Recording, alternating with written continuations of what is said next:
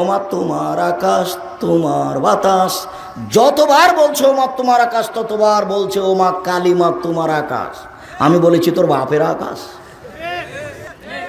অট্ট হাসি দিল ঠাকুর। এরপরে বঙ্গভঙ্গের বিরুদ্ধে ঠাকুর একটি 25 লাইনের কবিতা লিখল। কবিতাতে ঠাকুর যতবার বলছে, কবিতাটি ঠাকুর কলিকাতা প্রেস ক্লাবে সর্বপ্রথমে পড়ল। 25 লাইনের কবিতাতে ঠাকুর বলছে ওমা তোমার আকাশ তোমার বাতাস। যতবার বলছে ওমা তোমার আকাশ, ততবার বলছে ওমা কালিমা তোমার আকাশ। আমি বলেছি তোর বাপের আকাশ। ঠাকুর বলছে যে বাংলাদেশের বাঙালিরা নাকি ঢাকায় বিশ্ববিদ্যালয় বানাবে। বেটারা বাংলা ভাষা চিনে না, অক্ষর চিনে না, তারা বিশ্ববিদ্যালয় কি করবে? আরে ঠাকুর আপনাদেরকে মানুষই মনে করে না। আমি ঠাকুরের নিন্দা করিনি।